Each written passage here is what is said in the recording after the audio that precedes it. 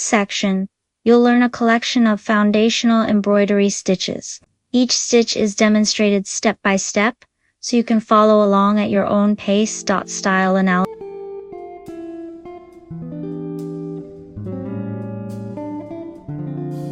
We'll kick things off with the stem stitch. Make a small stitch forward, then come up halfway back along that stitch. No matter if your needle comes up from above or below the working thread, either way it works. From above, it's a stem stitch. From below, it's an outline stitch. Just make sure you don't change direction in the middle.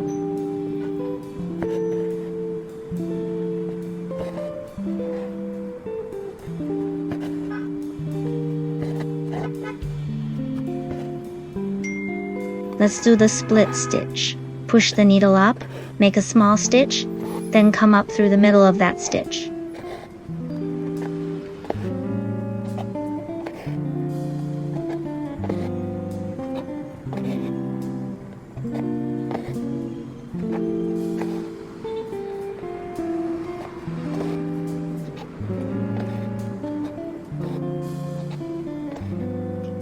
Push your needle up, wrap the thread around it once or twice, then poke it back down near the starting point. Pull it through, and you've got a cute little knot.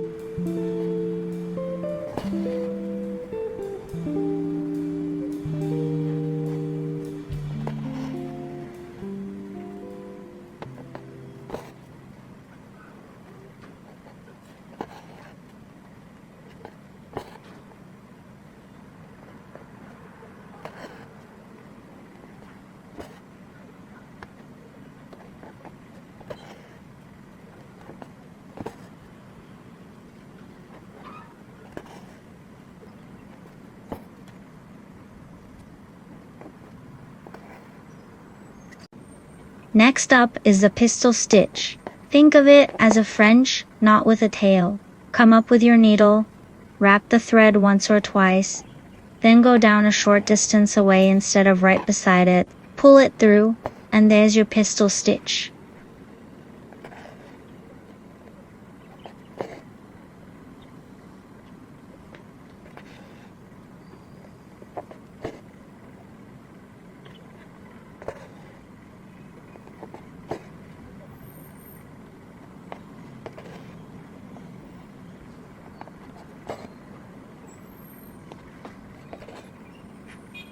Next up is turkey work. Think of this as a simple rhythm. Loop, then lock. Start by bringing the needle up and down to create your loop. Hold it in place with your thumb. Now, here is the crucial part. Create a tiny anchor stitch right across the base of that loop to secure it.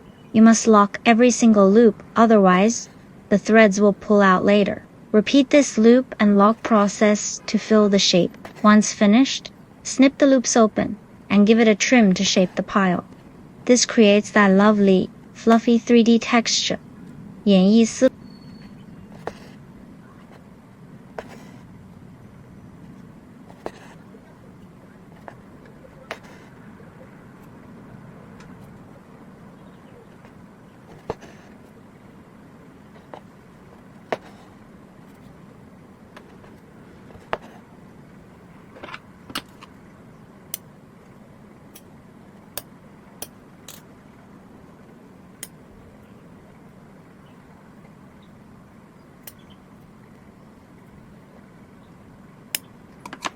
Time for some surface couching stitch. This one's gonna add such a fun texture. Basically, we're laying down a guest line on the fabric, then stitching over it to hold it in place, like giving it a cozy little hug. Keep your holding stitches neat and evenly spaced, or your guest line might start wiggling away.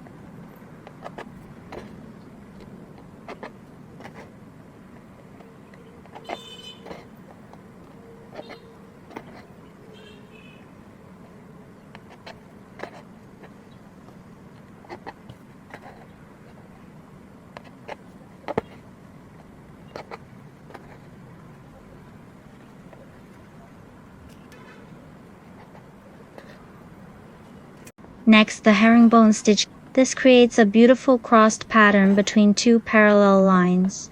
Bring the needle up on the top line, and cross diagonally down to the bottom. Here is the rule. Take a small stitch backward along the line. Your needle should point towards the start. Now, cross diagonally up to the top line, and again, take a small stitch backward. Just remember this rhythm. Cross over, step back, cross over, step back. Keep your spacing consistent to get that perfect braided look. Let's do some fishbone stitch. This one's perfect for leaves. Think of it like drawing a little spine first, then adding stitches on either side, left, right, easy as that.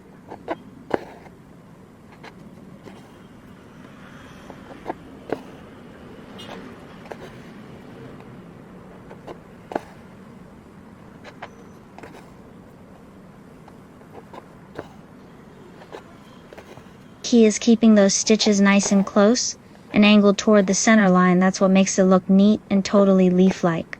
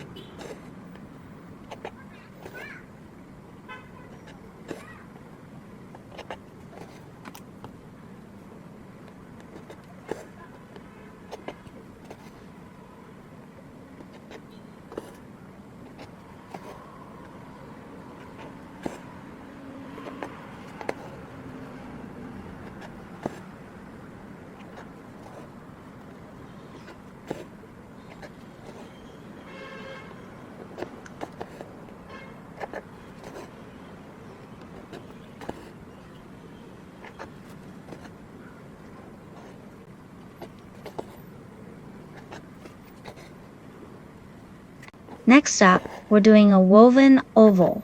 First, create the 2 straight stitches that will act as the frame for your weaving.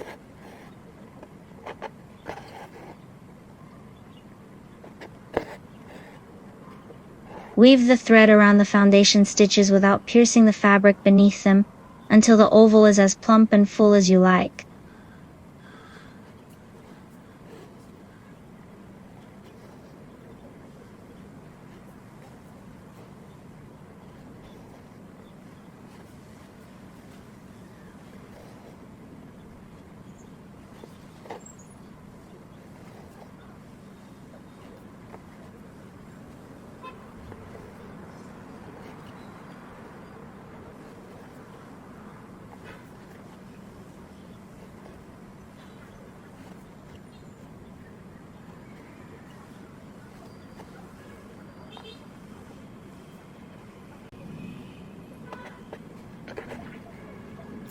Now we're doing a buttonhole wheel stitch, basically a blanket stitch that decided to become a circle. Start from the center and work your way around, keeping the stitches tight so it actually looks round instead of like a confused potato.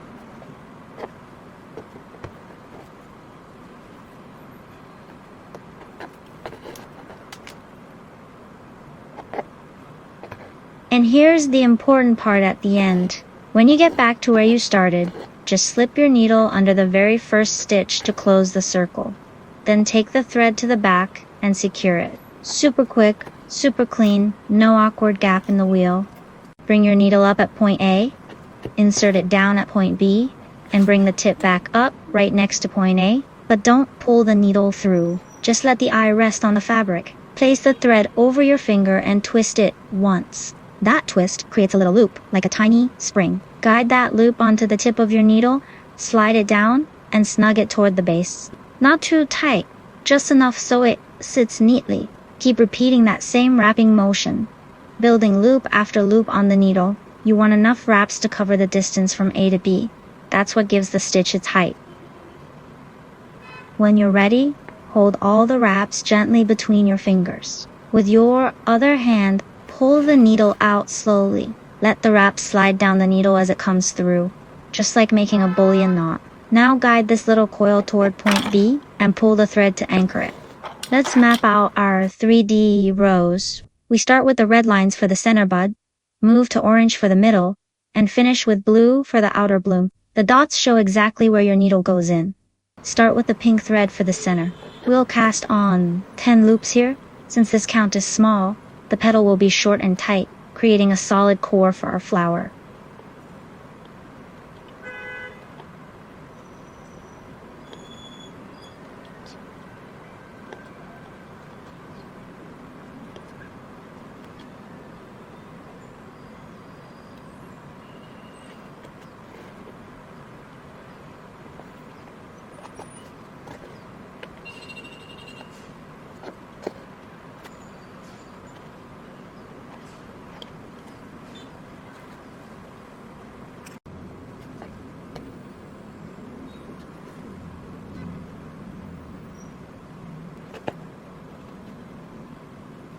Switch to light pink. For this layer, we increase the count to 18 casts.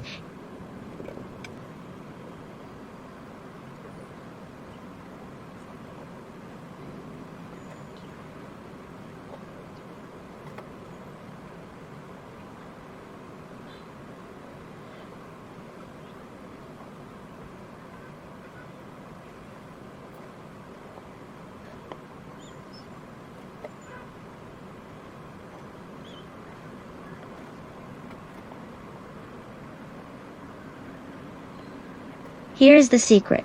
By adding more loops, these petals become physically longer than the center ones. This allows them to naturally overlap and wrap around the bud without pulling tight.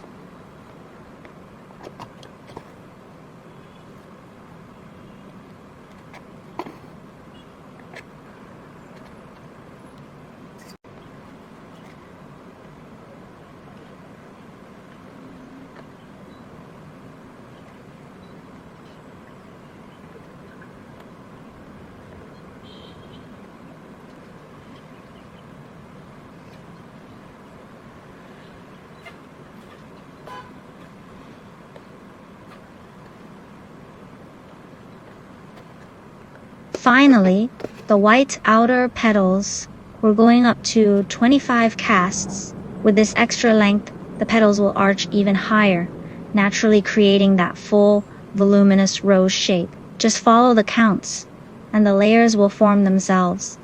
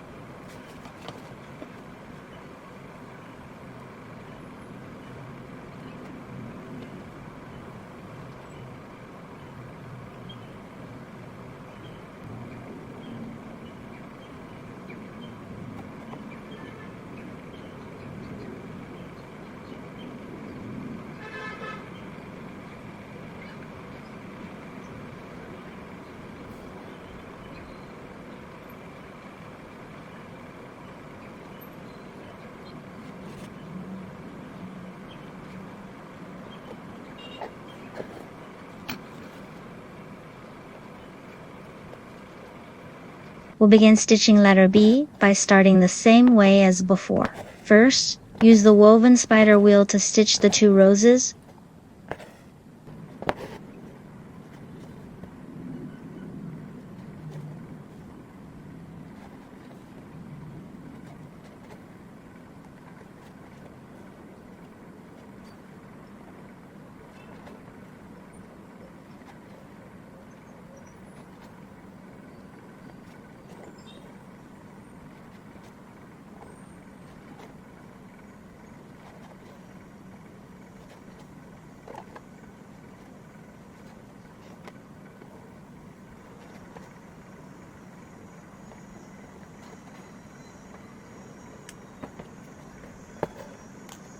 Then add the leaves using the lazy daisy stitch.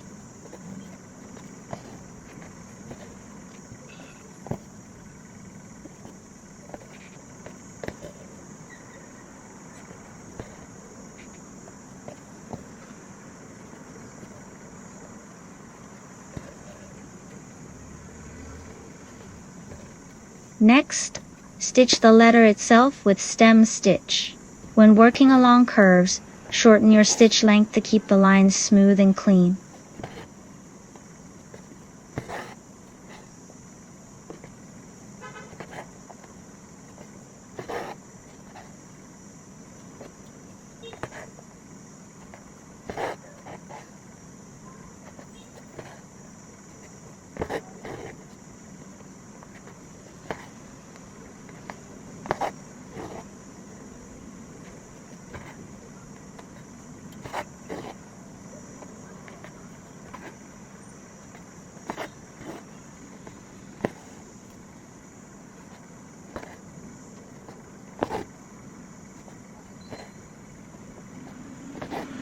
If you're using stem stitch to fill an area, stitch each row closely alongside the previous one. Once the rows are packed together, the fill is complete.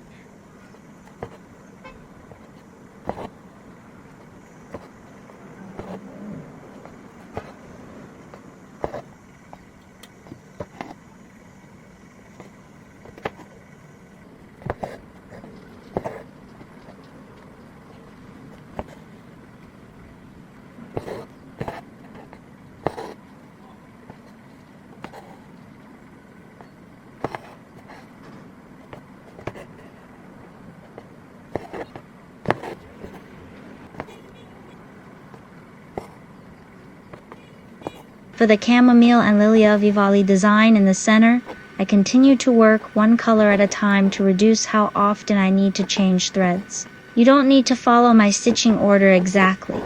Feel free to work in whatever sequence feels most comfortable to you. I start with a grass green thread to stitch the lily of the valley stems and leaves.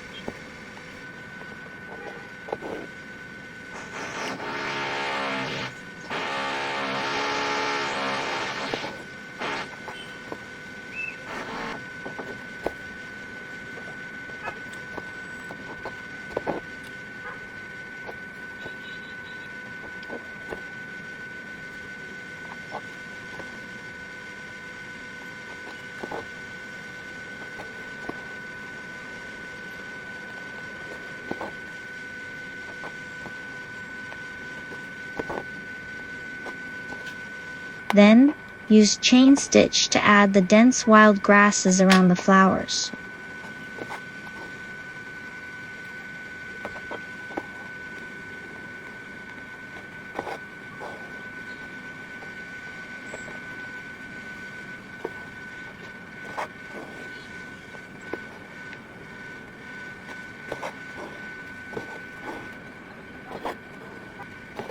Next, stitch the wheat using bullion knots. Here, I wrap the thread around the needle about 8 times.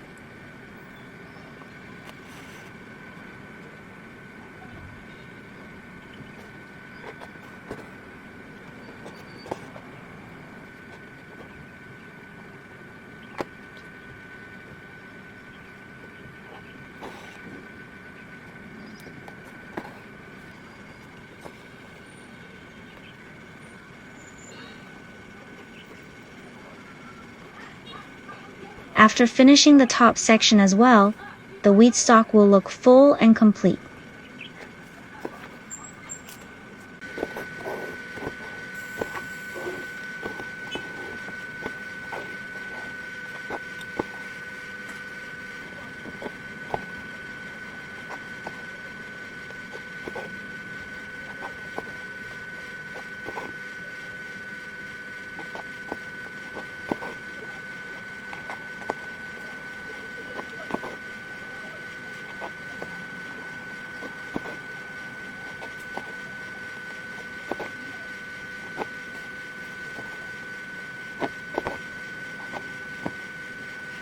The chamomile flowers are created by layering lazy daisy stitches. so a bit of overlapping is important here to give the flowers a fuller appearance.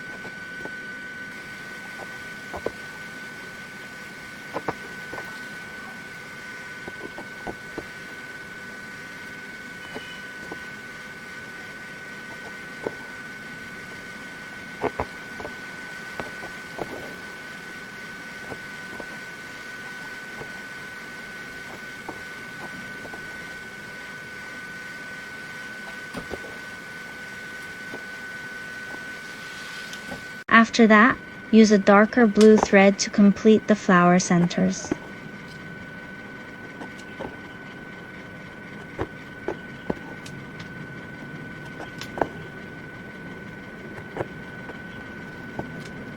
With the same darker blue, add straight stitches on the petals to introduce subtle color variation and bring the flowers to life.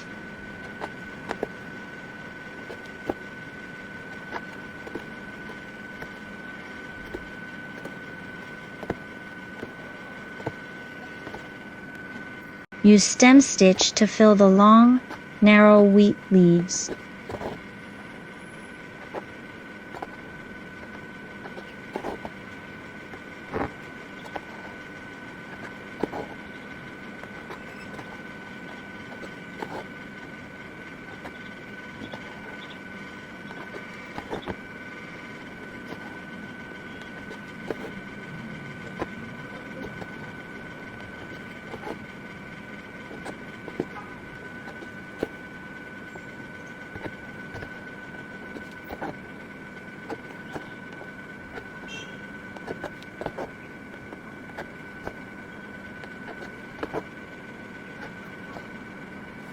Now we'll stitch the Lily of Ivali flowers.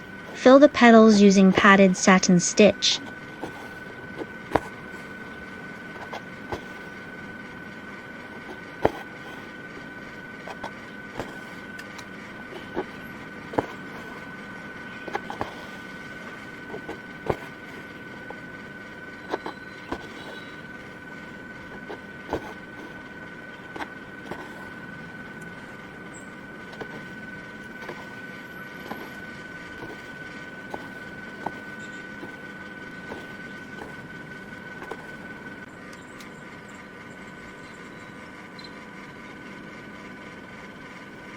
Then add the folds at the base of each flower with cast-on stitch. I wrap the thread 8 to 10 times for each cast-on stitch. You can use this as a reference when making yours.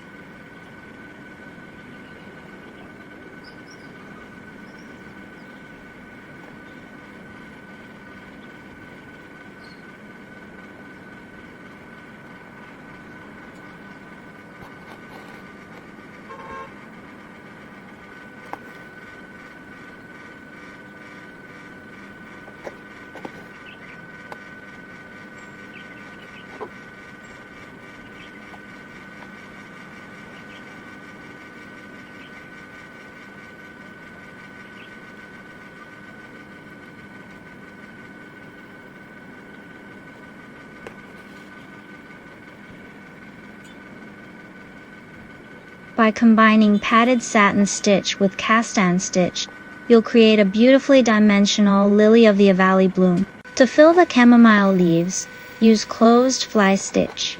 Begin by stitching a single straight stitch at the top center of the leaf, then work closely along the edges with closed fly stitch to fill the shape.